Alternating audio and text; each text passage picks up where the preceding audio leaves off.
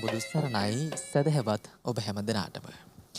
පින්නතුනේ සත්‍යාවබෝධයේ දොරගුළු විවර කර දීමේ අරමුණෙන් බෞද්ධ රූපවාහිනී නාලිකාව සෑම බ්‍රහස්පතින්දා දවසකම ඔබ වෙනුවෙන් sannivedanaya කරන සසරින් නිවනට සද්ධර්මානුශාසනා මාලාවේ අද දවසයි අපි මෙතෙන් සිට ආරම්භ කරන්නට සූදානම් වන්නේ.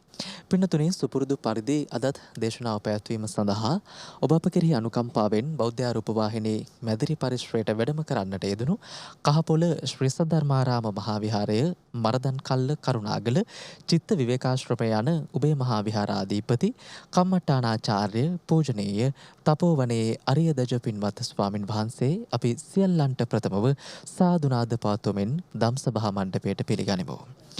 සාදු සාදු සාදු.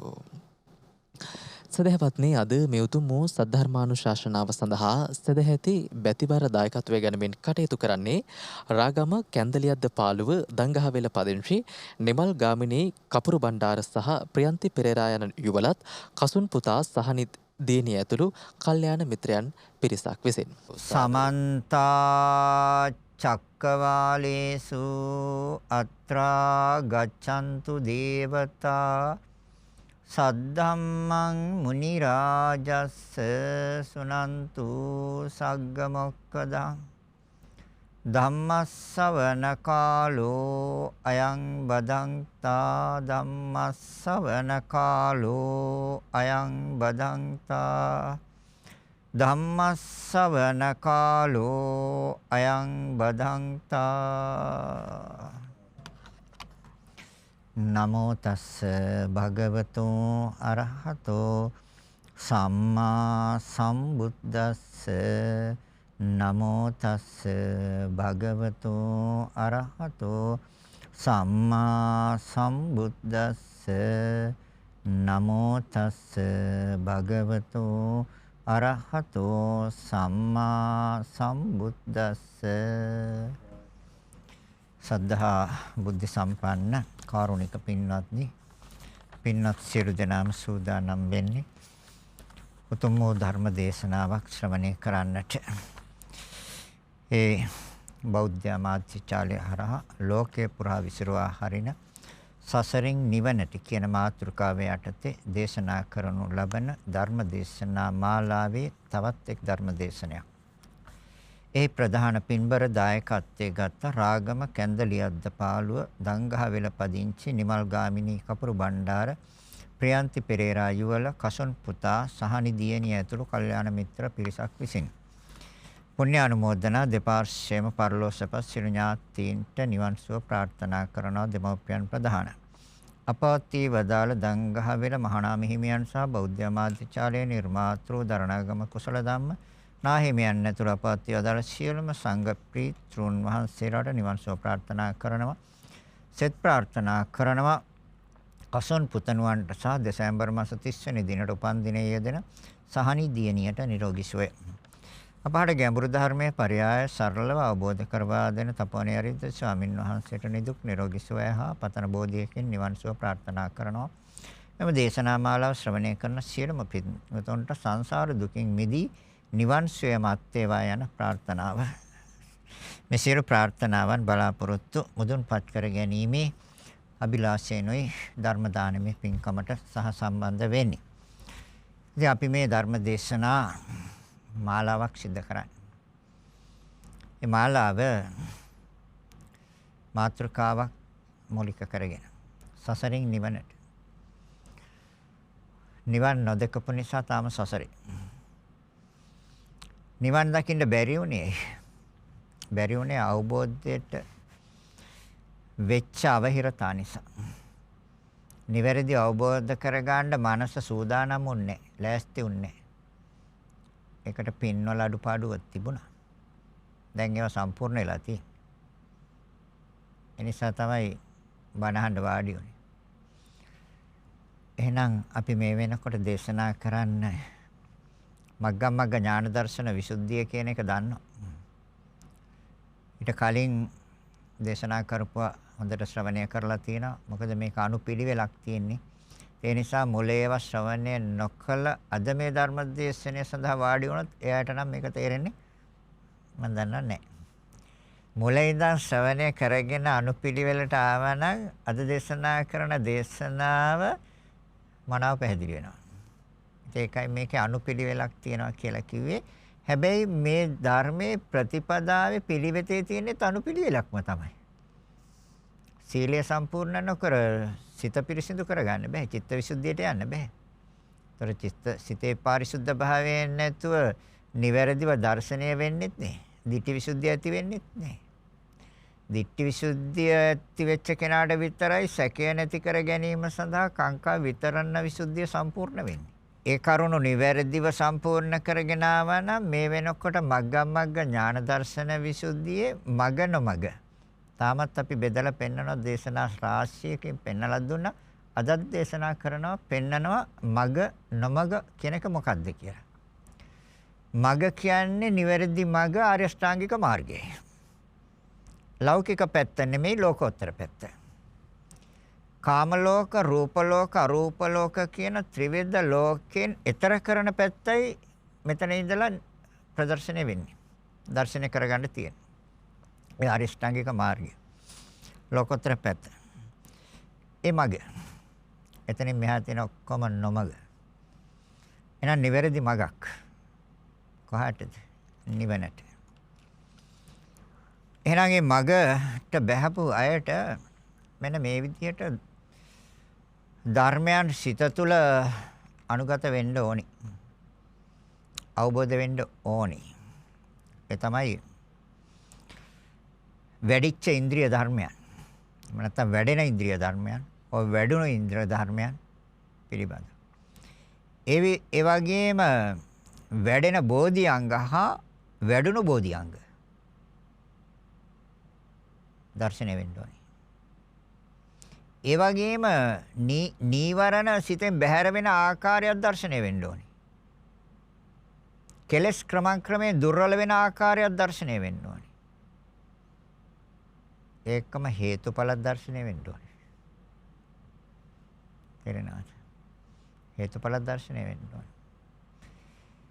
ඒවා සහතික වෙන තරමටම මගම තමයි වැටෙන්නේ. මගටම තමයි වැටෙන්නේ. පළවෙන් හේතුඵල ගැන අපි අනන්ත කිව්වා.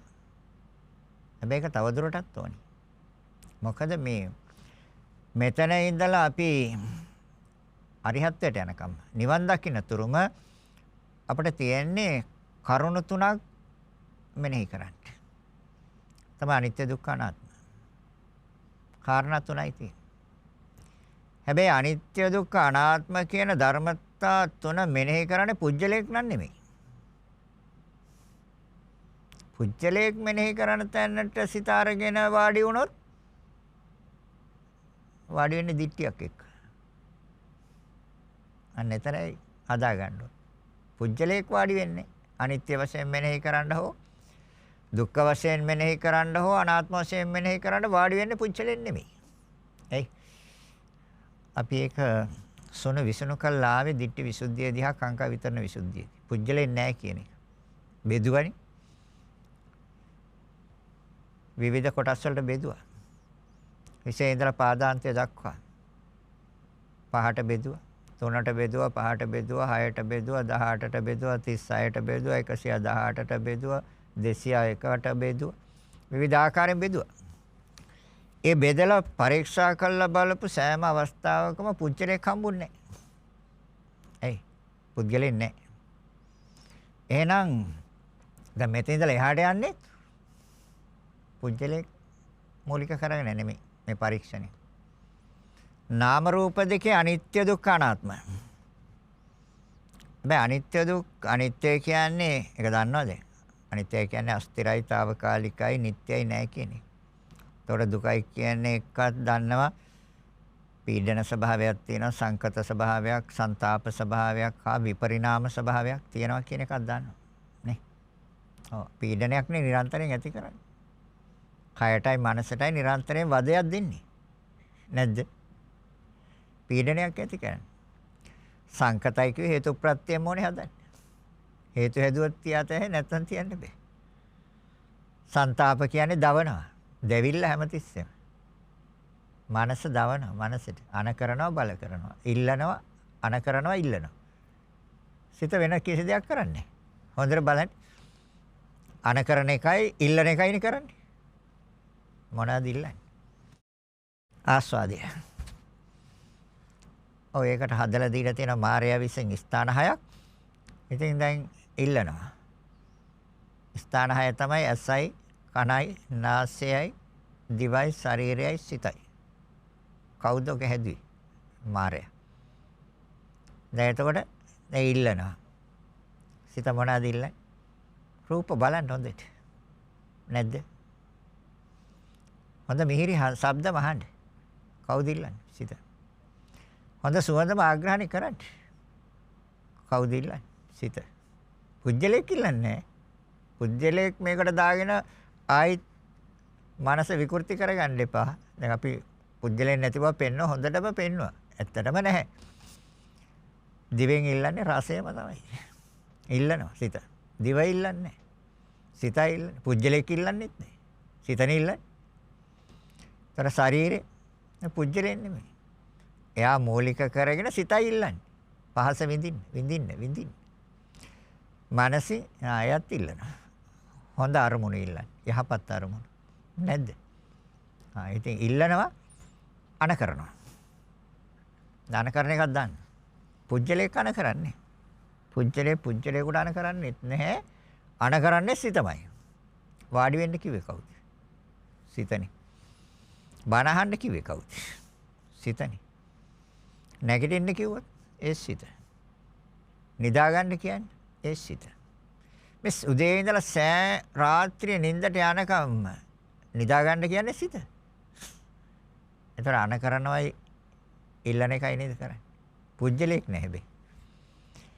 එහෙනම් අපි මෙතන ඉඳලා බලන්නේ අනිත්‍ය දුක්ඛ අනාත්ම වශයෙන් නිවන් දකින්න තුරුම. වෙන කිසිම දෙයක් ගැන හොයලා වැඩකුත් නැහැ. බලලා වැඩකුත් නැහැ. අනිත්‍ය දුක්ඛ අනාත්ම වශයෙන් හැබැයි අනිත්‍ය දුක්ඛ අනාත්ම බලන්නේ නාම රූප දෙකේ.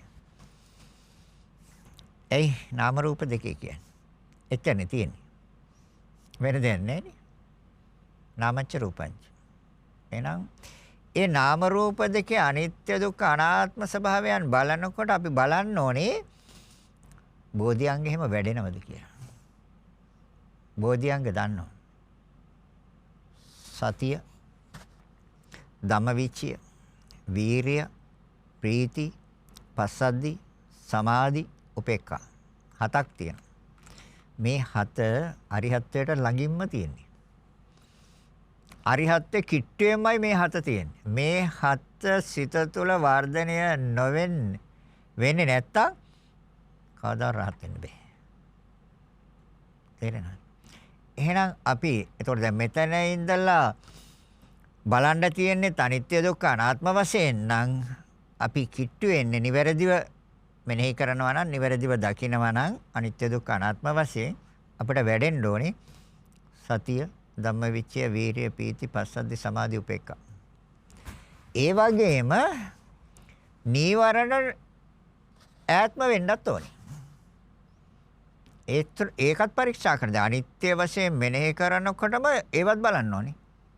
මොනවාද? නීවරණ කොච්චර දුරට ඈත් වෙනවද කියලා. තේරෙනවද? කෙලස් කොච්චර දුරට ඈත් වෙනවද කියලා. අනිත්‍ය වශයෙන් මෙනෙහි කරන්න ඕනේ. අනිත්‍ය වශයෙන් මෙනෙහි කරන්නේ නාම රූප දෙක. ତර අනිත්‍ය වශයෙන් මෙනෙහි කරන්නේ පුච්චලයක් පිළිබඳවත් නෙමෙයි. දැන් අපි කියමු කනගම. කනක් නැහැනේ. තියෙන සතර මහා ධාතුන්ගේ ක්‍රියාවක්නේ. ତර සතර මහා ධාතු ඉපද බින්දෙන බව ඕනේ මනසට අනුගත වෙන්න. කනක් ඇතිව නැති වෙන්නේ. කන හදන්න ඉදිරිපත් වෙච්ච ධර්මතාවයේ ඉපද බින්දෙන ස්වභාවයයි මනසින් දකින්න ඕනේ. ඒ තමයි නිවැරදි දර්ශනය. එතකොට ඒ බින්දෙන්න යන ඉපද බින්දෙන්න යන කාලය දැන් අපි දන්නවා. චිත්තක්ෂණ 17යි. ඊට වඩා කාලයක් නැහැ. ඒතර ඒ කාලය තුළ ඉපද බින්දෙන බවම ඇතිව නැති වෙන බවම උදේවැය. උදේවැය කියන්නේ ඥානය. උදේවැයානු දර්ශන ඥානය. ඒතර උදේවැයානු දර්ශන ඥානය අපට අනිත්‍ය ලක්ෂණය දර්ශනය කරනවා. දුක්ඛ ලක්ෂණය දර්ශනය කරනවා. අනාත්ම ලක්ෂණය දර්ශනය කරනවා. දැන් මේක කලින් දේශනාවක මම පැහැදිලි කරා ගැති සද්ධානුසාරී ධම්මානුසාරී. සද්ධාව අනුසාරයෙන් එන්න පුළුවන්. ධර්මානුසාරයෙන් එන්න පුළුවන්. හැබැයි ධර්ම අනුසාරයෙන් එනවා නම් එයා එන්නේ අනිත්‍ය ලක්ෂණය අනාත්ම ලක්ෂණය ප්‍රකට කරගෙන. අනාත්ම ලක්ෂණය බලවත් කරගෙන තමයි ධම්මානුසාරී පුච්චලය සෝවාන් මාර්ගයට එන්නේ. සද්ධානුසාරී පුච්චලය එන්නේ අනිත්‍ය ලක්ෂණය ප්‍රකට කරගෙන. දෙකෙන් එන්න පුළුවන්. තොර සද්ධාව අනුසාරයෙන් ශ්‍රද්ධාව කියන්නේ තුනුරුවන් කරේ පැහැදීම. ධම්මානුසාරී කියන්නේ ධර්මය අනුව පැහැදීමෙන් එනවා. හැබැයි යාට පස්සේ තුනුරුවන් කරේ පහදිනවා යා. ඒ නිවැරදි දර්ශනය තුළ තුනුරුවන් කරේ පැහැදීම එනවා යාට. හැබැයි යා මුලින් එන්නේ ධම්මානුසාරයෙන්, ධර්මානුසාරයෙන්. එයාට ප්‍රකට වෙන්නේ අනාත්ම ලක්ෂණය. අනාත්ම ලක්ෂණය ගැඹුරුයි. අනාත්මයි කියන්නේ තමාගේ වශයෙන් තමාගේ කැමැත්ත හැටියට පවත්වන්න බෑ කියන එක. ඒතකොට තමාගේ කැමැත්ත හැටියට පවත්වන්න බැරි ස්වභාවය අවබෝධ කරගන්න ඕනේ මේ සම්මුතියෙන් පවතින කොටස් ටික තුළ නෙමෙයි. දැන් සම්මුතිය තුළ පවතින කොටස් තමයි ඇස කන නාසය දිව ශරීරය කියන කොටස්. පරමාර්ථ වශයෙන් පවතින දේ පිළිබඳව අනාත්ම ලක්ෂණය ප්‍රකට වෙනවා නම් එයා ඉන්නේ ධම්මානුසාරී, ධර්මානුසාරී. එතකොට පරමාර්ථ ධර්මයන් අනාත්ම වශයෙන් ප්‍රකට වෙනවා කියන්නේ සතර මහා ධාතු තමන්ගේ කැමැත්ත හැටියට පවත්වන්න බැරි බවයි ආ දකින්නේ. තේරෙනවද? දැන් සද්ධාව අනුසාරයෙන් එන පුච්චලය දකින්නෝ ඇස තමන්ගේ කැමැත්ත හැටියට පවත්වන්න බෑ කියලා. සද්ධාව අනුසාරයෙන්. ඒකත් හරි. ධර්මානුසාරයෙන් එන පුච්චලය දකින්නේ අර සතර මහා ධාතු තමන්ගේ කැමැත්ත හැටියට පවත්වන්න බැරි බව. අනාත්ම ලක්ෂණය. ඒ සතර මහා ධාතුන්ගේ උදේවැය. එතකොට සතර මහා ධාතුන්ගේ උදේවැය දකින්නේ ඒ තමයි ධර්මය, නිවැරදි ධර්මයම. අර එකත් නිවැරදි නෑ, ඒක වැරදි නෑ, ඒකත් නිවැරදි. නමුත් ඒක සම්මුති වශයෙන් එන්නේ. දැන් අනාත්ම වශයෙන් අනාත්මය ප්‍රකට කරගෙන එන පුච්චලයා එයා අර දැන් අපි කියමු කන කියලා. ඒතර කන යා දකින්නේ සතර මහා ධාතුගේ තමාගේ කැමැත්ත හැටියට පවත්වන්න බැරි බව හා නිරන්තරයෙන් වෙනස් වෙන බව. ඒතර වෙනස් වෙන බව දකින්නේ කනේ නෙමෙයි සතර මහා සත්‍ය වශයෙන් සිද්ධ වෙන්නේ සතර මහා ධාතුන්ගේ වෙනස් වෙන ස්වභාවයක් නේ තියෙන්නේ. කනේ වෙනස් වෙන ස්වභාවයක් පෙන්වන්නේ නැහැනේ. කනේ වෙනස් වෙන ස්වභාවයක් තියෙනවා. හැබැයි අර ක්ෂණයක් උදේවැය තුල එයාට අනාත්ම ලක්ෂණය ප්‍රකට වෙන්නේ අර සතර මහා ධාතුන්ගේ වෙනස් වෙන ස්වභාවය. ඒකට චිත්තක්ෂණ 17යි. ඒන්නේ ධර්මානුසාරයෙන්. ගැඹුරු එතන හැබැයි තේරෙනවද? ඒකයි මම කිව්වේ ධර්මානුසාරයෙන් එනවා කියලා. දැන් අර සම්මුති වශයෙන් අනිත්‍ය වශයෙන් දුක්ඛ වශයෙන් අනාත්ම වශයෙන් තමාගේ කැමැත්ත හැටියට පවත්වන්න බෑ කියන එකත් තේරුම් ගන්නවා අර සම්මුති ලෝකේ. දැන් ඇස තමන්ගේ කැමැත්ත හැටියට පවත්වන්න බෑ කියලා සාමාන්‍ය පුච්චලයකට උනත් තේරෙනවා. ඒතර ඇස දුකයි කියන එකත් තේරෙනවා. මේකේ දිරනවා, බිඳෙනවා, පළුදු වෙනවා, තුවාල වෙනවා, මේක කවදා හරි නැති වෙනවා, පෙනීම අඩු වෙනවා. ඒ කියන ස්වභාවයත් අර ශ්‍රද්ධාව අනුසාරයෙන් එන පුච්චලයට තේරෙනවා. එයාට අනාත්ම ලක්ෂණය තේරෙනවා. හැබැයි අර විදියට ගැඹුරටම නෙමෙයි. අර ගැඹුරටම තේරෙන්නේ ඒ තමයි ධම්මානුසාරී. තේරෙනවද මං කියන්නේ?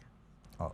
ඒතර ආර්යයා දකිනවා එහි අනිත්‍ය දුක්ඛ අනාත්ම ස්වභාවය, කනේ අනාත්ම දුක්ඛ අනිත්‍ය දුක්ඛ අනාත්ම ස්වභාවය, නාසයේ අනිත්‍ය දුක්ඛ අනාත්ම ස්වභාවය, දිවේ අනිත්‍ය දුක්ඛ අනාත්ම ස්වභාවය, ශරීරයේ අනිත්‍ය දුක්ඛ අනාත්ම ස්වභාවය හා සිතේ අනිත්‍ය දුක්ඛ අනාත්ම ස්වභාවය අර සද්ධාව අනුසාරයෙන් එන කෙනා ඒ විදිහට මෙනෙහි කරනවා, කල්පනා කරනවා, විමසනවා. එතකොට ඒ අනුව එයා තුනුරුවන් කෙරෙහි පැහැදීමක් එයාට එනවා. මෙයා එතකොට තුනුරුවන් කෙරෙහි පැහැදීම එච්චරක් නෑ. මෙයා ධර්මය හැබැයි පස්සේ එන්නේ මෙයාට තුනුරුවන් කෙරෙහි පැහැදීම මොනතරම් ශ්‍රේෂ්ඨද මේ ධර්මය කොහොමද බුදුරජාණන් වහන්සේ මේක අවබෝධ කළේ කියලා තථාගතයන් වහන්සේ කෙරේ පැහැදීමක් එනවා යාට පස්සේ. හැබැයි ඊට ඉස්සෙල්ලා ධර්මය තේරුම් ගන්න තියෙන්නේ. ඒතකොට එයා දකින්නේ සතර මහා ධාතු ඉපද බින්දිනවා. ඒ තුල අනිත්‍ය දකිනවා. ඒ ශණයක් පාසා ඉපද බිඳීම දුක්ඛ ලක්ෂණ හැටියට දකිනවා යා. අර පීඩන ස්වභාවය, සංකත ස්වභාවය, ਸੰతాප ස්වභාවය, විපරිණාම ස්වභාවය කියන ඒවා නිරන්තරයෙන් පරීක්ෂා කරනවා. තේරෙනවද? නිරන්තරයෙන් පරීක්ෂා කරනවා. ඒතර ඒ තුල යා දුක්ඛ ලක්ෂණය දකිනවා නාම රූප දෙකේ. සතර මහා ධාතුන්ගේ හා සිතේ. ඒතර අනිත්‍ය දකින්නේ සතර මහා ධාතුන්ගේ හා සිතේ ස්වභාවයයි දකින්නේ. අනිත්‍ය ස්වභාවය. ඒතර අනාත්ම ස්වභාවය දකින්නේ සම්මුතිය නෙමෙයි පරමාර්ථයෙන් දකින්නේ ඒ නාම රූප දෙකේ ඇතිව නැතිවන ස්වභාවය ඒ තුල අනාත්ම ලක්ෂණය ප්‍රකට කරගෙන එතකොට තමාගේ කැමැත්ත හැටියට පවත්වන්න බැරි බව හා ශනයක් පාසා වෙනස් වන බව තේරෙනවද කිපේ? දැන් හැබැයි දෙපැත්තෙන් ඕන පැත්තෙන් එන්න පුළුවන්. සෝවාන් මාර්ගයට දෙපැත්තෙන් ඕන පැත්තෙන් එන්න සද්ධාව අනුසාරයෙන් එන්නත් පුළුවන්, ධර්මය අනුසාරයෙන් එන්නත් පුළුවන්. කොහෙන් ආවත් එනවා. හැබැයි අර ධම්මානුසාරයෙන් එන්නේ ප්‍රඥාවත් එක්ක. ඒතර එතන ප්‍රඥාව මූලික වෙන නිසා තමයි ධම්මානුසාරී කියන්නේ. මෙහා එන්නේ අර සම්මුති වශයෙන් පරීක්ෂා කරලා අනිත්‍ය දුක්ඛ අනාත්ම වශයෙන් දැකලා තථාගතයන් වහන්සේ හා ධර්මය හා මහා සංඝරත්නයේ කෙරෙහි සිත පහදවාගෙන එයා එන්නේ. තේරෙනවද කියන එක? එහෙනම් අපි මෙතන ඉඳලා අරිහත්ත්වයට යනකම්ම අපට මෙනෙහි කරන්න තියෙන්නේ අනිත්‍ය දුක්ඛ අනාත්ම වශයෙන්. එතකොට ඒ අනිත්‍ය දුක්ඛ අනාත්ම වශයෙන් මෙනෙහි කරන්න තියෙන්නේ පුච්චලයක් නෙමෙයි. දැන් පුච්චලෙක් නැහැනේ. ඒතර මෙනෙහි කරන්න තියෙන්නේ එහෙනම් සතර මහා ධාතු හා සිත හා සිතුවිලි. අනිත්‍යතාවය බලන්න තියෙන්නේ ඉස්සෙල්ලාම බලනවා සතර මහා ධාතුන්ගේ. මොකද සිත ටිකක් සූක්ෂමයිනේ. ඒක නිසා සතර මහා ධාතු. එතකොට ඇස ගැන ඇස කියන සම්මුතිය අයින් කරලා ඇස ඇතිව නැති වෙන බව දකින්න චිත්තක්ෂණ 17ක් තුල එතකොට ප්‍රකට වෙනවා අනිත්‍ය ලක්ෂණය.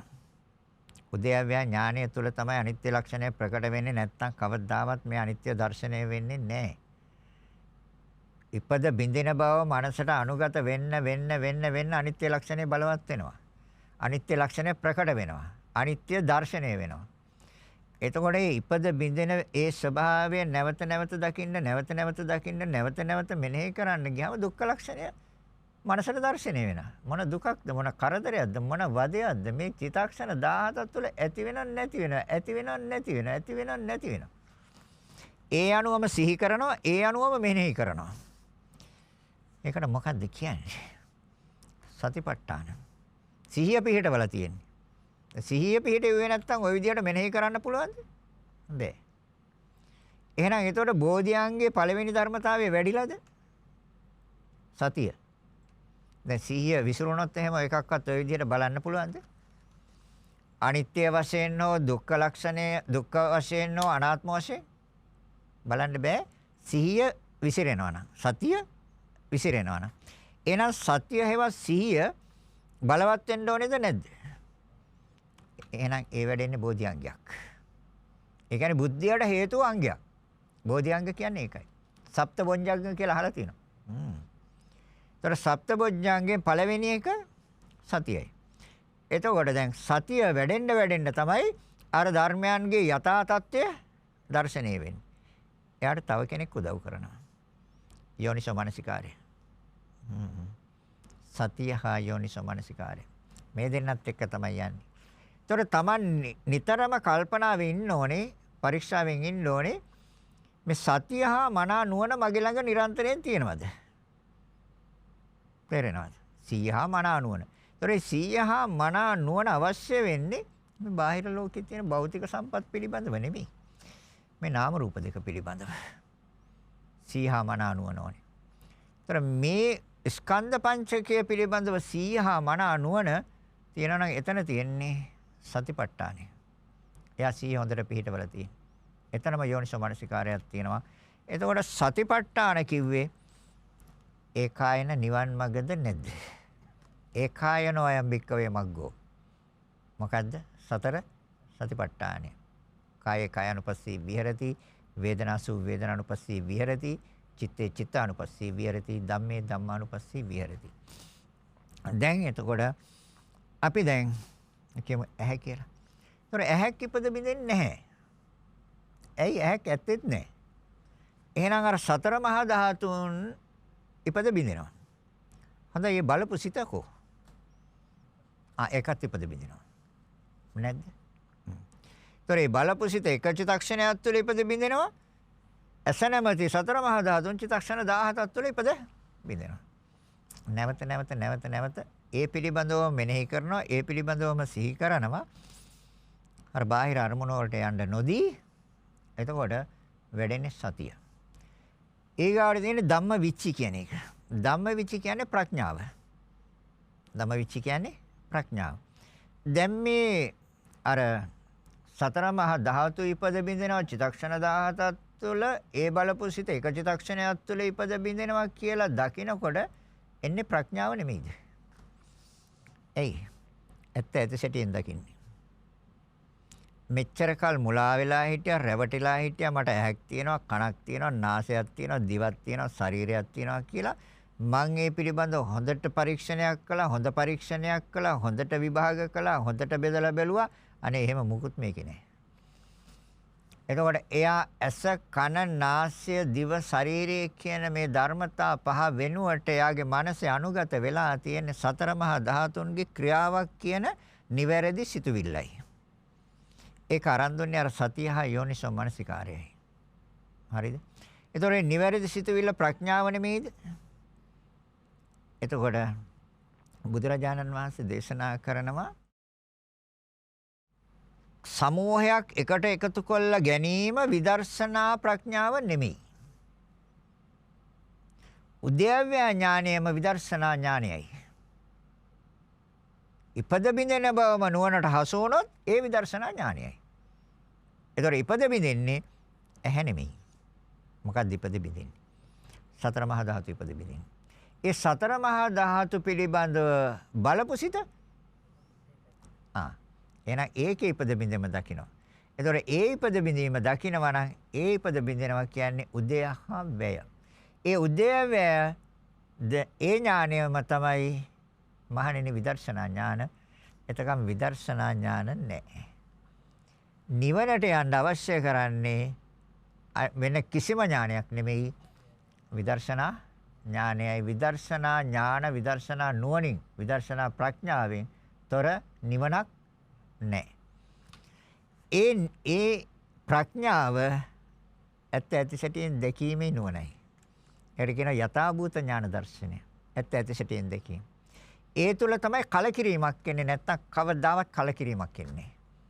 මේ ස්කන්ධ පංචකයෙන් මිදෙන්න යම් සිතුවිල්ලක් පහළ වුණොත් ඒ සිතුවිල්ල පහළ වෙන්නේ ඇත්ත ඇති සැටියෙන් දකින පුජ්‍යලයට විතරමයි. ඇත්ත ඇති සැටියෙන් දැක්කම ඊට පස්සේ තමයි කලකිරෙන්නේ. ඊට පස්සේ එනවා විරාගය කියලා එකක්. ඒ කියන්නේ රාගයෙන් තොර. ඇලෙන සිතක් නෙමෙයි, නොඇලෙන සිතක්. නොඇලෙන සිතක් කියන්නේ තෘෂ්ණාව අයින් වෙනවා. තෘෂ්ණාවත් එක්ක පැටලිලා තියෙන තාක්කල් මනස නිවනක් නැහැ. මොකද පැහැදිලිවම බුදුරජාන් වහන්සේ දේශනා කළ මේ තෘෂ්ණාව නිසා තමයි මේ ලෝකේ ඕනම කෙනෙක් කර්ම කරන්නේ. එහෙනම් තෘෂ්ණාව කියන එක සත්පුරුෂයෙක් නෙමෙයි, අසත්පුරුෂයෙක්. ඒ අසත්පුරුෂයාත් මේ ලෝකේ ඉන්න භයානකම අසත්පුරුෂයා. හැබැයි අපි ආශ්‍රය කරනවා. නැද්ද? බුදුරජාණන් වහන්සේ ආශ්‍රය කරන්න එපා කියපු අය අපි ආශ්‍රය කරගෙන අපි කෑ ගන්න දුකයි කියලා. නැද්ද? දැන් එහෙනම් කාවද ඇසුරෙන් අයින් කරන්නේ? අසත්පුරුෂයා ඇසුරෙන් අයින් කරන්න ඕනේද නැද්ද? දුකෙන් නිදහස් වෙන්න. අසත්පුරුෂයා ඇසුරෙන් අයින් කරන්න ඕනේ. ඒ තමයි තෘෂ්ණාව. හැබැයි තෘෂ්ණාව අයින් කරන්න, තෘෂ්ණාව කියන්නේ රාගයයි. රාගය අයින් කරන්න බෑ කලකිරුන්නේ නැත්තම්. කලකිරෙන්න නම් නිවැරදිව දකින්න ඕනේ. නිවැරදිව දැකීමට කියව සම්මා දිට්ඨි. විදර්ශනා ප්‍රඥා, විදර්ශනා නුවණ, විදර්ශනා ඥාන. ତොර විදර්ශනා ඥානයේ එන ආකාරයේ බුදුරජාන් වහන්සේ දේශනා කරනවා සම්මුති වශයෙන් පරීක්ෂා කිරීම තුළ නෙමෙයි එන්නේ පරමාර්ථ වශයෙන් පරීක්ෂා කිරීම තුළ. ඒ කියන්නේ ඉපද බිඳෙන බව උදේවැය. ඒ උදේවැය තුළ තමයි අනිත්‍ය ලක්ෂණය ඊ타ත්ම නිවැරදිව දැర్శණය වෙන්නේ. ඒ කියන්නේ මේ චිතක්ෂණ 17ක් තුළ ඉපද බිඳෙනවා දකින්නවා එක චිතක්ෂණයක් තුළ සිත ඉපද බිඳෙනවා දකින්නවා. එතකොට ප්‍රකට වෙන්නේ බලවත් වෙන්නේ මොකද්ද? අනිත්‍යයි කියන්නේ. එතකොට දැන් ඇස අනිත්‍යයි කියලා ජීවිතේ තියෙනකන් කිව්වත් ඇත්ත ඇති සැටියෙන් අවබෝධ වෙයිද? හැබැයි ඇස අනිත්‍යයි කියන එකත් ඇත්ත. හරිද? තේරෙනවද? කන අනිත්‍යයි කියන එකත් ඇත්ත. හැබැයි අර කලකිරීමෙන් නැහැ. නිවැරදි කලකිරීමක් එන්නේ. නිවැරදි කලකිරීමක් එන්න නම් සිදුවෙන දේ ඇත්ත ඇති සැටියෙන්ම දකින්න ඕනේ. එතකොට ඇත්ත ඇති සැටියෙන් දකින්නවා කියන්නේ කනේ ඉපද බිඳීමක් නෙමෙයි, කන හදපු ධර්මතාවල ඉපද බිඳීමක්. කන හදපු ධර්මතාවල මොකද්ද? සතර මහා. එහෙනම් ඒ ඉපද බිඳීම. ඒ උදේවැය දකින්න ඕනේ. එතකොට කන කියන සම්මුතිය අයින් වෙනවා.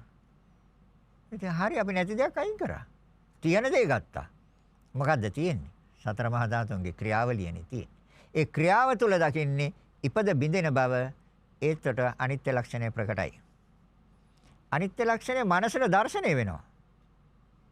ඉපද බිඳෙන බවම මනසට දැర్శණය වෙනකොට ඇතිවන සනේ නැති වෙනවනේ. ඒතකොට ඇතිවන සනේ නැති වෙන බවම මනසට දැర్శණය වෙනකොට නිත්‍ය දෙයක් හැටියට කොහොමද ගන්නෙ? එතකොට යාට දැర్శණය වෙන්නේ මොකක්ද? අනිත්‍ය. ඒතර නිරන්තරයෙන් අර චිතක්ෂණ 17ක් තුල පීඩන ස්වභාවය, සංකත ස්වභාවය, සංతాප ස්වභාවය, දවන ස්වභාවය, විපරිණාම ස්වභාවය කියන මේ ස්වභාවයන් හතර දකිනකොට නිරන්තරයෙන් මනසින් දකිනකොට එයාට පෙන්නේ සැප ලක්ෂණයක්ද දුක්ඛ ලක්ෂණයක්ද? දැන් ඒතර අර චිතක්ෂණ 17ක් තුල ඉපද බිඳෙන බව හොඳට මනසට අනුගත නම්, මනස සටහන් නම්, මනසට සහතික නම් එයා දකින්නේ පවතින දෙයක් හැටියට දකින්නවද? එහෙම නැත්නම් ක්ෂණයක් ක්ෂණයක් පාසා ඇතිව නැති වෙන දෙයක් හැටියට දකින්නවද? වෙනස් වෙන දෙයක් හැටියටද දකින්නේ? වෙනස් වෙන දෙයක් හැටියට දකින්නේ. නිරන්තරයෙන් පවතින දෙයක් හැටියට දකින්නේ. නිරන්තරයෙන් පවතින දෙයක් හැටියට තවදුරටත් පේනවා නම් එතන තියෙන්නේ ආත්ම දිට්ඨිය. සක්කාය දිට්ඨි. ତොර ක්ෂණයක් ක්ෂණයක් පාසා වෙනස් වෙන බව දකිනවා නම් එතකොට ආත්මයක් ක්ෂණයක් ක්ෂණයක් පාසා වෙනස් වෙන්න බෑ. ආත්මය කියන්නේ ස්ථිර එකක්. පවතින එකක් ආත්මය කියන්නේ. ඉතින් එහෙම එකක් නැහැ. එහෙනම් දැන් ආත්මයත් ඉපද බින්දෙනවා කියන්න ඕනේ. එහෙම කියන්න බෑ. ඇයි? ආත්මය කියන්නේ පවතින එකක්. එතකොට එහෙනම් අනාත්මයි. ඒතර තමාගේ වශයේ පවත්වන්න බැරි බව පේන මොන විදියෙන් හරි මේක Tamanට ඕන විදියට හදන්න හැදුවාට හදන්න බෑ. සතර මහා ධාතු අපට ඕන විදියට හදන්නත් බෑ. ඒ පිළිබඳව බලන සිත අපට ඕන විදියට බලන්නත් බෑ. එයි ඒ බලපු සිතත් චිතක්ෂණයක් තුළ ඉපද බිඳිනවා. එතකොට එයා දකිනවා අනිත්‍ය, දුක්ඛ, අනාත්ම කියන ලක්ෂණ තුන. ඒක නිවැරදිව දකිනවා නම් එයාට උපදින්නේ ප්‍රඥාව නෙමෙයිද? ඒ විදර්ශනා ප්‍රඥාවයි. තේරෙනවද? ඒතර ඒ විදර්ශනා ප්‍රඥාව බුදුරජාණන් වහන්සේ දේශනා කළේ විදර්ශනා ප්‍රඥාවය ඉපදෙව්වේ කොහොමද? අර පරමාර්ථ වශයෙන් මෙනෙහි කරලා. සම්මුති වශයෙන් නෙමෙයි. අස කන නාසය දිව ශරීරයේ වශයෙන් නෙමෙයි. ඒවා නිෂ්පාදනය කරන්න, ඒවා හදන්න මූල වෙච්ච ධර්මය අයියා පරීක්ෂා කළේ. මුලට ගිහින් පරීක්ෂා කළේ. ඒතර මූල ධර්මය තමයි ශක්තියින් හතර. මේ මල් පොච්චියත් එහෙම තමයි. මේක ඇති මලකුත් නැහැ, කොලේකුත් නැහැ. මේ බ්‍රගට් මොනවාක්වත් නැහැ මේකේ. මොකක්ද තියෙන්නේ? සතර මහා ධාතු ක්‍රියාවක් තියෙන්නේ. අන්න දකින්න එතකොට. එතකොට බලන්න ඇලෙන සිතක් එන්නේ. ඇත්ත ඇති සැටියෙන් දැක්කහම කලකිරීමක් නෙන්නේ. එතකොට ඒ සිත අයින් කරන්න පුළුවන්. ඇලෙන්නේ නැහැ එතකොට. එහෙම නැති තාක් කල් ඇලෙන සිතක් එන්නේ. ඇලෙනවා කියන්නේ තෘෂ්ණාවත් එක්ක පටන් ගන්න. එහෙනම් නොයැලෙන සිතක් අපට ඕනේ. නිවන් දකින්නේ නොයැලෙන සිතකින්, ඇලෙන සිතකින් සංසාර ප්‍රවෘත්තියයි. සසර පැවැත්මයි. එහෙනම් නොයැලෙන සිතක් හදන්න නම් නොයැලෙන තැනට මනස ගන්න නම් ඇත්ත ඇති සැටි දකින්න ඕනේ. එහෙමනම් අරගෙන අපි බෙදනවා. අපි ගමු. දොරවල් හයක් තියෙනවනේ මේකේ. දොරවල් හයක් කියන්නේ චක්කුද්්වාර, සෝතද්්වාර, ගානද්්වාර, චිව්වද්්වාර, කායද්්වාර, මනෝද්්වාර. දොර චක්කුද්්වාර. ඒතොර දැන් මේ මොකද්ද තියෙන්නේ? දොරද්ද සතර මහා ධාතුන්ගේ වැඩක්ද? ක්‍රියාවක්ද? සතර මහා ධාතුන්ගේ ක්‍රියාවක්. ඒතොර චිත්තක්ෂණ 17 තුළ ඉපද බෙදෙනවා. ඒතොර මේ බලපු සිත ඒකත් ඉපද බින්දෙනවා. ඊගාට බලනවා කන නැමැති සතර මහා ධාතු. ඒකත් චිත්තක්ෂණ 17 තුළ ඉපද බින්දෙනවා. ඒ බලපු සිත එතකොට දැන් හරි. දැන් අපි අසත් බැලුවා. ඇස නෙමෙයි සතර මහා ධාතු බැලුවා. ඒ බින්දෙන සිතත් බැලුවා. දැන් ඒ සිත ඉපද බින්දිලා ඉවරනේ. දෙයිගාවට එනවනේ සිත. ඒතර ඒකම අතර දැන් ඇස නැමැති ක්‍රියාවේ දැන් අර චිත්තක්ෂණ 17ක් තුළ ඉපද බින්දෙනව වෙනුවට අර කම්ම චිත්ත ඍතු ආහාර කියන ප්‍රත්‍ය හතරෙන් නැවත සහයෝගය දෙන බව දැන් දන්නව හොඳට නේද? කර්මයෙන් මේ සතර මහා ධාතුන්ගේ පැවැත්මට රූප කලාප නිපදවනවා. රූප කලාප කියන්නේ සතර මහා ධාතු. සිතේ ප්‍රවෘත්ති අනුව නිපදවනවා. සීත උෂ්ණ අනුව නිපදවනවා. ඒ කියන්නේ මේ අරහෙන් නිරුද්ධ වෙනව වෙනුවට මෙහෙන් ඇදලා දෙනවා ඉදිරියට යන්න. ඒක නොපෙනී සිදුවෙන ක්‍රියාවක්නේ. ඒකනේ මේ රැවටිලා තියෙන්නේ මේ පුජ්‍යලයක් ඉන්නවා කියලා මනස අවුල් කරන් තියෙන්නේ ඒකනේ. අර ධර්මතා හතර පේන්නේ නැහෙනි. කම්ම, චිත්ත, ඍතු, ආහාර. එතකොට ඒ ආහාර හතර ඉපද බින්දෙනවද නැද්ද? කම්ම, චිත්ත, ඍතු, ආහාර කියන ඒකත් ඉපද බින්දෙනවා. එතකොට අර දැන් චක්කුද්්වාරයේ නැමැති සතර මහා ධාතු චිත්තක්ෂණ 17 තුළ ඉපද බින්දෙනවද? ඒතර කම්ම චිත්ත කියන ඒ ධර්මතා දෙක එක චිත්තක්ෂණයක් තුළ ඉපද බින්දෙනවා. සීත උෂ්ණ ඒ කියන්නේ ඍතු ආහාර කියන එක චිත්තක්ෂණ 17ක් තුළ ඒ මෙනෙහි කරපු සිතට මොකද උනේ? අන්න හරි. දැන් තේරෙනවා. අන්න ප්‍රඥාව. තේරෙනවද? ඒ තමයි ප්‍රඥා. ඒතකොට දැන් සතිය දැන් ඒ ටික ඒ විදිහට පරීක්ෂා කරන්න නම් මනස 100ක් ඕනද නැද්ද? දැන් ඒතකොට හරිද බුදුරජාණන් වහන්සේ දේශනා කරන බෝධිඅංග වැඩෙන්න ඕනි. නිවැරදිව පරීක්ෂා කරනවා නම් නිවැරදිව මෙනෙහි කරනවා නම් මේ අරිහත්ත්වයට කලින් තියෙන මේ ධර්මතා හත අනිවාර්යෙන් වැඩෙන්න ඕනි. දැන් ඒතකොට 100 මනාව වැඩෙනවද? මේ දර්ශනය තුළ ධම්මවිචය හේවත් ප්‍රඥාව නෙමෙයි දෙන්නේ. දේ සඳහා උත්සාහයක් නොකර කරන්න පුළුවන්ද මේක? කායික මානසික දෙකේම හොඳ වීරියක් ඕනේද? ආයක තමයි ඊගාව කාරණය. සතිය ධම්මවිචය වීරිය. දැන් එතකොට සිතට මොකක්ද දෙන්නේ? මේ නිවැරදිවම මේ දර්ශනය වෙනකොට සිතට සතුටක් එන්නේ නැහැ. ඒ තමයි ප්‍රීති. ඒතර සතිය ධම්මවිචය වීරිය ප්‍රීති පස්සද්දි සංසිඳෙනවා. මොකද්ද සංසිඳෙන්නේ? කාය චිත්ත දෙක සංසිඳෙනවා. සිතට ක්‍රමක්‍රමයෙන් එන්නේ විවේකයක්. සිතට ක්‍රමක්‍රමයෙන් එන්නේ විවේකයක්. ඒතර කයෙහි සැහැල්ලු බවක් එන්නේ. තේරෙනවද? එතකොට ඒක තමයි පස්සද්දි. කාය චිත්ත දෙකේ පස්සද්දි සංසිඳීම සංසිඳෙනවා. ඒතර සතිය ධම්මවිචය වීරිය ප්‍රීති පස්සද්දි දැන් එකඟ වූ සිතින් නෙමෙයිද මේ පරීක්ෂාව කළේ?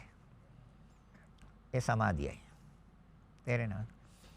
ඒකට තියෙන්නේ උපේක්ඛා. සතිය ධම්මවිචය වීරිය ප්‍රීති පස්සද්දි සමාධි උපේක්ඛා. දැන් මේ නිවැරදි දර්ශනය තුළ මේ සංස්කාර උපේක්ෂා ඥානයක් නෙමෙයි දෙන්නේ. ඒ සංස්කාරයන් පිළිබඳව මදහත් සිතක් නෙමෙයි දෙන්නේ.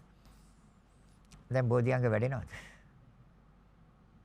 හැබැයි හරියට වැඩෙන්න ඕනේ. හරියට වැඩුණොත් නිවනට බොහොමත්ම ළඟයි. හැබැයි නොවැඩුනේ තාක්කල් දැන් පැහැදිලිද කියන එක? පැහැදිලිද කියපිය? දැන් ඔය එකක් අරන් පරික්ෂා කළේ අපි. ඒතර ඒකම බලන්න ඕනේ හේතුඵල අනුවද මේක සිද්ධ වෙන්නේ. ඇයි? බුදුරජාණන් වහන්සේ දේශනා කළන්නේ මේ ඇති කල්ලි මේ ඇත. මේ නැති කල්ලි මේ නැත. මේ උපදීමෙන් මේ උපදී. මේ නූපදීමෙන් මේ නූපදී. හරි. දැන් ඒතකොට චක්කු ద్వාරේ අර සතර මහා ධාතුන්ගේ ක්‍රියාවලියට කර්මය ඇති කල්ලි රූප කලාප අර ප්‍රත්‍ය වෙනවනේ. ඒතකොට මේ ඇති කල්ලි මේ ඇතද? ඇයි අර චිත්තක්ෂණ දැන් චක්කු ద్వාරේ සතර මහා ධාතුන්ගේ ක්‍රියාවලියේ චිත්තක්ෂණ 17ක් තුළ මේ සතර මහා ධාතු ඉපද බිඳිනවනේ. දැන් බිඳිනව වෙනකොට කර්මයෙන් උපස්තම්භක කර්මය මම කියලා දීලා තියෙනවා. උපස්තම්භක, උපපීඩක, උපඝාතක කියන ඒ කර්ම ඉදිරිපත් වෙලා මේ රූප කලාප නිපදවනවනේ. හරි. එතකොට දැන් ඒ රූප කලාප නිපදවනවා. එහෙනම් ඒවත් චිත්තක්ෂණ 17ක් තුළ ඉපද බිඳිනවා. එතකොට ඒක නිවැරදිව දකින්න ඕනද නැද්ද මනසින්? එතකොට දැන් එතකොට එක චිත්තක්ෂණයක් තුළ නෙමෙයි දෙක ඉපද බිඳින්නේ. දැන් එතකොට හේතුඵල නෙමෙයි දෙතන තියෙන්නේ.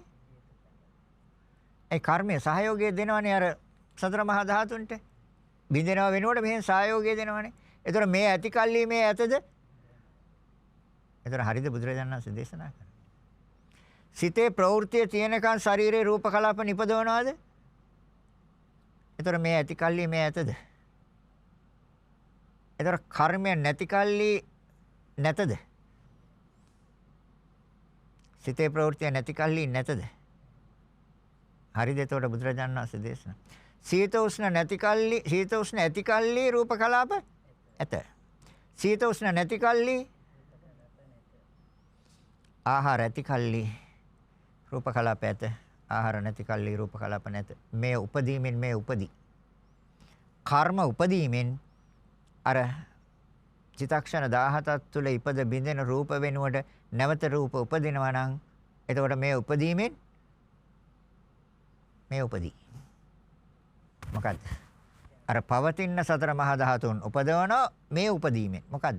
කර්මයේ උපදීමෙන්. එතකොට කර්මයේ නූපදීමෙන් ආයන එක තමයි නිවන. දැන් තේරෙනවද? එහෙනම් ඇති වෙන තැන මේ ඇති කල්ලි මේ ඇතනම් ඇතිවන දේ නැති කරන්න ඕනේ. ඒක ගම්මු අපි තව ධර්මතාවයකින්. බුදුරජාණන් වහන්සේ දේශනා කරනවානේ අවිද්‍යාව ඇති කල්ලි සංස්කාර ඇත. හවුද නැද්ද? අවිද්‍යාව නැති කල්ලි ඉතින් අවිද්‍යාව උපදීමෙන් සංස්කාර උපදී. අවිද්‍යාව නොඋපදීමෙන් එහෙනම් අවිද්‍යාවටත් හේතුවක් පෙන්වනවානේ බුදුරජාණන් වහන්සේ. මොකක්ද අවිද්‍යාවට හේතුව? ආශ්‍රවනේ. ආශ්‍රවනේද හේතුව අවිද්‍යාවට. ඒතර ආශ්‍රව ඇති කල්ලි අවිද්‍යාව දැන් ඒතර හේතුඵලද නැද්ද? කාමාශ්‍රව, භවආශ්‍රව, ditthිආශ්‍රව. ආශ්‍රව තියන්නේ අවිද්‍යාව නිසා. අවිද්‍යාව තියනවා නම් ආශ්‍රව තියනවා. හරිද? දැන් මෙතන ධර්මතා දෙකක් ඕනෝන්ට හේතුප්‍රත්‍ය වෙනවා. තවත් තැනකදී ධර්මතා දෙකක් ඕනෝන්ට හේතුප්‍රත්‍ය වෙනවා. මේක පෙන්නන්නද මේක කියලා. දැන් ආශ්‍රව ඇති කල්ලි අවිද්‍යාව බුදුරජාණන් වහන්සේ ඒක තමයි ආශ්‍රව ක්ෂය ඥානය. සියලු ආශ්‍රවයන් ක්ෂය කළානේ. ඒ තුලනේ විද්‍යාව උපදවා ගත්තේ. එහෙනම් ආශ්‍රව නැති කල්ලි අවිද්‍යාව නැත. ආශ්‍රව ඉපදීමෙන් අවිද්‍යාව උපදී. ආශ්‍රව නෝපදීමෙන් අවිද්‍යාව නූපදී. දැන් හරිද? එතකොට හේතුඵල. හේතුඵල වශයෙන් දකින්නත් ඕනේ. හරි. ඒ විතරක් නෙමෙයි. දැන් මෙතනදී අපි හොඳට දැන් මේව මෙනෙහි කරගෙන යනකොට දැන් එකක් මේ විතර ගත්තේ චක්කුද්්වාරයේ විතරයි ගත්තේ මේ. එතකොට නීවරණත් අයින් වෙනවද කියලා බලන්නත් ඕනේ. එයි. පහක් තියෙනවනේ නිවන වහනේ. දැන් ඒකත් අයින් කරන්න එපා. නැත්තම් නිවන් දකින්න බැහැනේ. ඒතර බලන්න ඕනේ ඒවත් අයින් වෙනවද කියලා. දැන් චක්කුද්්වාරය ඇවිල්ලා කාම වස්තුවක්. ඒතර චක්කුද්්වාරය නෙමෙයි අර සතර මහා ධාතු කාම වස්තුවක්නේ. කාම කියන්නේ කැමැති. එතකොට ඒක ආශා කරනවා කියන්නේ කාම ඡන්දේනේ. දැන් ඒතර ඒක අයින් වෙන්න ඕනේද නැද්ද? ඒකත් බලන්න ඕනේ මෙතනදී. එහෙම නැත්නම් ධම්මවිචයට එන්නේ නැහැ. ප්‍රඥාවට ඇවිල්ලා නැහැ නැත්තම්. මොකද නීවරණත් එක්ක ක්‍රියාත්මක වෙන්න මනසට ඉඩ දුන්න ප්‍රඥාවක් නේ. තේරෙනවද කියන එක? එහෙනම් එතකොට ඇස හැවත් මේ චක්කු ద్వාරය හැවත් ඒ සතර මහා ධාතුන්ගේ ක්‍රියාත්මක වෙන මේ સિદ્ધාන්තය අපි ප්‍රිය කරනවද නැද්ද? කාම වස්තුවක්ද නැද්ද? කාම කියන්නේ කැමැති. එතකොට කාමච්ඡන්දේ තියෙනවානේ. දැන් මොකද කරන්නේ? එතකොට විදර්ශනා ප්‍රඥාව කියන්නේ දැන් අසක් හැටියට ගන්නකම් ඔකට ඇලේ කාමේ. ඒතර අර සතර මහා ධාතුන්ගේ ක්‍රියාව චිත්තක්ෂණ 17ක් තුළ ඉපද බින්දෙනවා කියන ස්වභාවය මනසට අනුගත වුණාම ඔකට එන්නේ ඇලෙන සිතක් නෙමෙයි නොඇලෙන සිතක්. මේකට ඇලිලා වැඩක් නැහැ නේ. මේ ශනයක් පාස ඇතිව නැති වෙනවනේ. ඉපදෙනවා බින්දෙනවා ඇති වෙනවා නැති වෙනවා ඇති වෙනවා නැති වෙනවා. මේ අනිත්‍යයි. එහෙන් පිටින් අනිත්‍යයි නෙමෙයි. ඒතර මේකේ තියෙනවා පීඩන මේ සතර මහා ධාතුන්ගේ තියෙනවා පීඩන ස්වභාවය. නිරන්තරයෙන් පීඩනයක් ඇති කරන්නේ. ඒතොර හේතුන්ගේ මොනේ හදන්න. ඒතොර නිතරම දැවිල්ල එනවා. මේක අන කරන මේකෙන් බලන්න රූප බලන්න කියලා මේක තියෙනකම්. ඒතොර මේ පීඩන ස්වභාවය. ඒතොර මේ දැවිල්ල දවන ස්වභාවය. ඒතොර ශනයක් පාසා පෙරලනවා. ඒ විපරිණාම ස්වභාවය. ඒතොර අන්න පෙන්වන දුක්ඛ ලක්ෂණය. අන්න එතකොට තමයි අර නීවරණය අයින් වෙන්නේ. මොන නීවරණය? කාමච්ඡන්දය. ඒ කාමච්ඡන්ද නීවරණය අයින් වෙනවත් එක්ක ව්‍යාපාද නීවරණයත් අයින් වෙනවද කියලා බලන්න ඕන. ඒ මේකට මොකක් හරි පොඩ්ඩක් මොකක් හරි වැදුනොත් හරි මොකක් හරි දෙයක් වුණොත් පෙනීම අඩු වුණොත් තරහ එනවනේ. නැද්ද? ඒක තරහ එනවා කියන්නේ ව්‍යාපාදේ. එයාටත් ඉඩ දෙන්න බෑ. ඇයි? ක්ලේශයක් නිවන වහනවනේ මෙයාත්. එතකොට ඒ ව්‍යාපාදෙන්නෙත් ඇයි? අනවබෝධ එහෙනම් ප්‍රඥාව හරියට ඇවිල්ලා නැහැ. ප්‍රඥාව හරි ඇත්ත ඇති සැටියෙන් දැක්කනම් නියත වශයෙන් කලකිරීමක් එන්න ඕනේ. කලකිරීම තුල තමයි විරාගය එන්නේ. කලකිරීම ඇති නොවන තාක්කල් විරාගය එන්නේ. එහෙනම් එතකොට මෙයාගේ යථා ස්වභාවය නිවැරදිවම අවබෝධ නම් වෙන දෙයක් වෙච්චාවේ ඕකට. මම ඕකට සිත අයින් ඕකට මං ඇලෙන්නෙත් නැහැ. ඕකට මං ගැටෙන්නෙත් නැහැ. සිත අයින් කරනවා. අන්නේ එතකොට තමයි අර ධම්මවිචි හේවත් විදර්ශනා ඥාන හේවත් විදර්ශනා ප්‍රඥාව දියුණු වෙන්නේ. එහෙම නැත්නම් මේවට ඇලෙන තාක්කල් කාමච්ඡන්දේ තියෙනවා. ඉතින් නීවරණයක්. ඒතර මේකේ යම්කිසි අපහසුතාවයක් යම්කිසි මේකේ විකෘති ස්වභාවයක් ඇති වෙච්ච ගමන් අමනාපයක් එනවා. ওই දෙක අයින් වෙන්න ඕනේ. අයින් වෙන්න ඕනේද නැද්ද? ඒකයි මේක හරි සූක්ෂමයි. හරි සියුම් ධර්මතාවයක් මේකේ. ඒතකොට අර ධර්මතාවයන් නිවැරදිව වැඩෙනවද කියලා අර පැත්තෙන් බලන්න ඕනේ. ඒතකොට සතිය හා යෝනිසෝ මනසිකාර්ය මනස හොඳට ක්‍රියාත්මක වෙනවද කියලා ඒ බලන්නත් ඕනේ. ඒතකොට අනිත්‍ය ලක්ෂණය ප්‍රකට කරගන්නත් ඕනේ. දුක්ඛ ලක්ෂණය ප්‍රකට කරගන්නත් ඕනේ. අනාත්ම ලක්ෂණය ප්‍රකට කරගන්නත් ඕනේ. ඒ තුලින් ඥාන ටික උපදවා ගන්නත් ඕනේ. උද්‍යව්‍ය ඥාන, භංග ඥාන, බයතුපට්ඨාන ඥාන, ආධිනවන දර්ශන ඥාන, නිබ්බිදා ඥාන, මුජ්ජිත කමඤ්ඤතා ඥාන ඒවත් බලන්න ඕනේ. දැන් සියලු දේ බලන්න නම් මොකක්ද ඕනේ? හොඳ 100ක් ඕනේ නේ. ඒ තමයි සතිපට්ඨාන කිව්වේ. සිහිය පිහිටවන්න ඉස්සෙල්ලා. සිහිය පිහිටවන්න නැතුව දකින්න බෑ ඔහෙ යන විදියට අයාලේ යන්න දුන්නාම මොකද වෙන්නේ? නිරය, තිරිසන් ලෝකය, പ്രേත ලෝකය. හැබැයි පුජ්‍යලෙක් නෑ. යන පුජ්‍යලෙක් නෑ. අර ක්‍රියාවම තමයි එකකින් පටන් ගන්න. පුජ්‍යලෙක් නෑ. ක්‍රියාවක් තියෙනවා. හැබැයි දුකක් තියෙනවා. බුදුරජාණන්සේ පෙන්වන්නේ ඒකයි. ක්‍රියාවක් තියෙනවා දුකක් තියෙනවා. එහෙනම් දුකට කැමති ක්‍රියාවට කැමති නම් දුකට අකමැති වෙලා වැඩක් වෙන්නේ නැහැ. අනිවාර්යෙන් ඒක බාර ගන්න වෙනවා. මොකද ඒක අනිවාර්යෙන් ලැබෙනවා. මොකද ක්‍රියාව තුළනේ දුක තියෙන්නේ. පුජ්‍යලයේ තුළ තියෙන දුකක් නෙමෙයි මේක. පුජ්‍යලයේකට වෙන දුකකුත් නෙමෙයි. ඒ දුක අපිට පෙන්වන්නේ සිතේ අපහසුතාවයක් ඇති කරලා. නැද්ද? සතර මහා ධාතුන්ගේ අපහසුතාවය අපට දනුන් දෙන්නේ සිත අපහසුතාවයට පත් කරලා. එතරයි දුක කියන්නේ. කයේ දුකක් නැහැ. එහෙනම් ඒ කයේ අපහසුතාවය දැනුම් දෙන්නේ කොහෙන්ද? මනසින්, සිතෙන්. එහෙනම් දුක තියෙන්නේ කොහෙද? එතකොට සිතේ ප්‍රවෘත්ති නෙමෙයිද නවත්තන්න ඕනේ. එහෙනම් එතකොට ආශ්‍රව ඇති කල්ලි අවිද්‍යාව ඇත. අවිද්‍යාව ඇති කල්ලි සංස්කාර ඇත. සංස්කාර ඇති කල්ලි ප්‍රතිසන්දි විඥානය ඇත. ආශ්‍රව නැති කල්ලි අවිද්‍යාව නැති කල්ලි සංස්කාර නැත. සංස්කාර නැති කල්ලි ප්‍රතිසන්දි විඥානය නැත. එතකොට ක්‍රියාව අවසන් දුක ඉවරයි. ඒ ප්‍රතිසන්දියක් නැහැ. එතනින් දුක ඉවර වෙනවා. ඒ නැති තාක්කල් මේ ඇති කල්ලි මේ ඇත. මේ උපදීමෙන් මේ උපදී. තව තැනක් තියෙනවා. ඒ තමයි වේදනා. වේදනා තණ්හා දෙක ඕනෝන්ට ප්‍රත්‍ය වෙනවා. ඕනෝන්ට උපකාර වෙනවා. විඳින තැන ඇලෙනවා, ඇලෙන තැන විඳිනවා. නැද්ද? එහෙන් විඳ ගමන් ඇලෙන්නේ. දැන් ඇසයි රූපය නිසා සිතක් හැදුනා. සිතක් හැදුනානේ. ඒ සිත සෙනෙන් ඇතිව නැති වෙනවානේ. හැබැයි විඳීම අල්ලගෙන නෙමෙයි තියෙන්නේ. විඳින තැන ඇලෙනවා.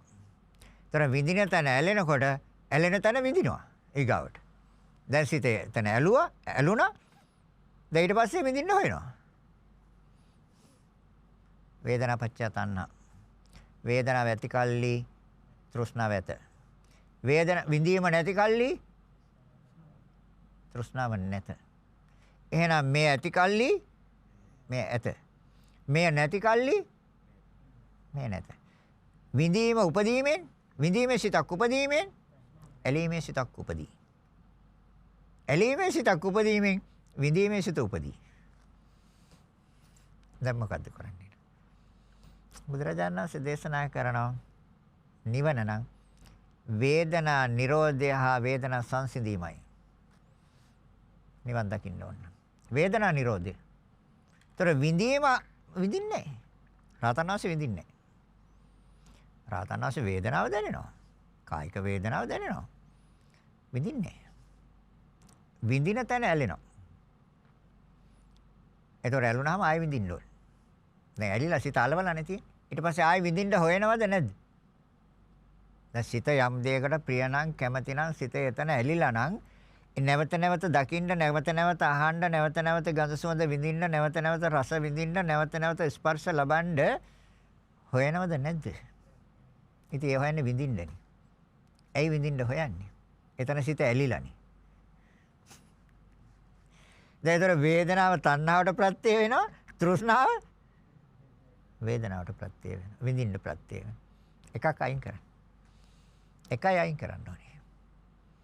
මොකක්ද අයින් කරන්නේ? විඳීම අයින් කරනවද ඇලීම අයින් කරනවද? දෙක එකක් අයින් කරුවා හරි. එතකොට අපි කියමු ඇලීම අයින් කරා කියලා. තණ්හා නිරෝධයි. නිරුද්ධයිනේ. ආය හට ගන්න නැහැනේ. එතකොට ඇලීම සහපුලින් අයින් කරා. තණ්හා නිරෝධ උපාදාන නිරෝධෝ. උපාදාන නිරෝධා භව නිරෝධෝ භව නිරෝධා ජාති නිරෝධෝ ජාති නිරෝධා ජරා මරණ ශෝක පරිදේ දුක්ඛ දෝමනස් උපායාසා නිරුච්ඡanti. ඒව මේතස්ස කේවලස්ස දුක්ඛ කන්දස්ස නිරෝධෝ හෝති. හරිද? දැන් නිවන. දැන් ඒතර කවද්ද මේක දකින්නේ?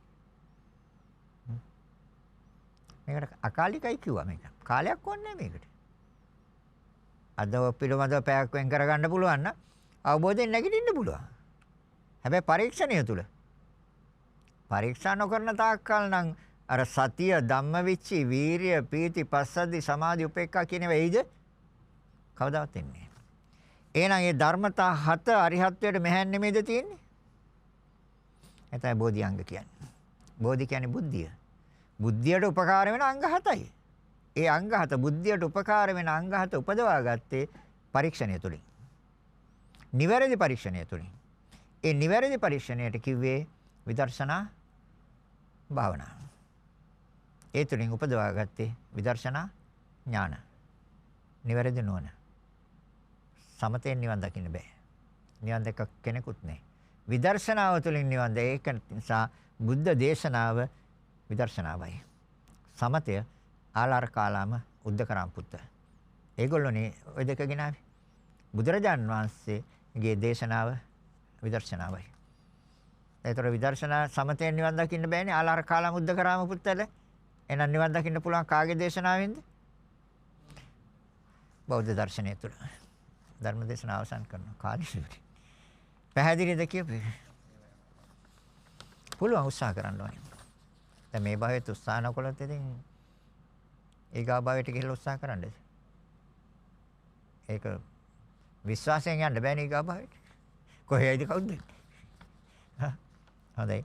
දායකත්ව රාගම කැන්දලියද්ද පාළුව දංගහ වෙල පදිංචි නිමල් ගාමිණී කපුරු බණ්ඩාර ප්‍රියන්ති පෙරේරා යුවල කසුන් පුතා සහනී දියණිය ඇතුළු කල්යාණ මිත්‍ර පිරිසක් විසින් පින් පැමිණවීම දෙපාර්ශ්වයේ මියගිය මව්පියන් සහ ඥාතීන්ට නිවන් සුවය ප්‍රාර්ථනා කරන අපත්ති වදාළ දංගහ වෙල මහා නාම හිමියන් සහ බෞද්ධ ආමාත්‍යාලයේ නිර්මාතෘ දරණාගම කුසල ධම්මනා හිමියන් ඇතුළු අපත්ති වදාළ සියලුම සංඝ පීත්‍රුන් වහන්සේලාට නිවන් සුව ප්‍රාර්ථනා කරනවා. සෙත් ප්‍රාර්ථනා කරනවා කසොන් පුතණුවන්ට සහ දෙසැම්බර් මාස 30 වෙනි දිනට උපන් දිනයේ යෙදෙන සහනී දියණියට නිරෝගී සුවය. අපහාර ගැඹුරු ධර්මයේ පරයාය සරලව අවබෝධ කරවා දෙන තපෝවණී ආරියද ස්වාමින් වහන්සේට නිදුක් නිරෝගී සුවය හා පතන බෝධියකින් නිවන් සුව ප්‍රාර්ථනා කරනවා.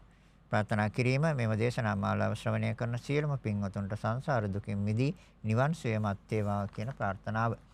හොඳයි එහෙමනම් ඒ ප්‍රාර්ථනාවන් ඒ ආකාරයෙන්ම ඉෂ්ට සිද්ධ වේවා කියන පැතුමෙන් යුක්තවම පුණ්‍යානුමෝදනා සිද්ධ කරනවා. මෙතෙක් වේලා රැස් කරගත් අනන්ත අප්‍රමාණ පුණ්‍ය ශක්තිය එනම් සඳහන් කළ නොකළ යම් තාක් අය ඇද්ද කවුරු හෝ පින් බලාපොරොත්තු මේ පින් අනුමෝදන් වීමෙන් සුවපත් වේවා සැපෙන් සැපිරපත් වේවා සෑම කෙනෙක්ම ඊට ඉක්මන් භවයකදී උතුම් වූ නිවනින්ම සැනසෙත්වා කියලා ඉදම්මේ ඥාතීනම් හෝතු කියන ගාථාවන් කියන දෙවියන්ටත් පින් දෙමු. ආකාශට්ටා ච බුම්මට්ටා දේවා නාග මහිද්దికා පුඤ්ඤන්තං මොදිතා චිරන් රැක්කන්තු ලෝක සාසනං ආකාශට්ටා බුම්මට්ටා දේවා නාග මහිද්దికා පුඤ්ඤං මොදිතා චිරන් රැක්කන්තු දේශනං ආකාශට්ටා ච බුම්මා නාග මහිද්దికා පුඤ්ඤන්තං අනුමෝදි චිරන් රැක්කන්තු මං පරන්ති. අවසාන වශයෙන් රැස් කරගත් අනන්ත අප්‍රමාණ පුණ්‍ය ශක්තියෙන් ඔබ අප සෑම දෙනාටම නිර්වාණ අවබෝධය පිණිසම හේතු වාසනා වේවා කියලා හිතාගෙන සාදු කියන්නේ. සෑම දෙනාටම ආශිර්වාද කරනවා. අභිවාදන සීලිස්ස නිච්ඡං වද්ධාපචායිනෝ චත්තාරෝ ධම්මා වඩ්ඩಂತಿ ආයුවන්නෝ සුඛං බලං ආයුරාෝග්‍ය සම්පatti සග්ග සම්පatti මේවත අතෝ නිබ්බාන සම්පatti ඉමිනාතේ සමිච්ඡතු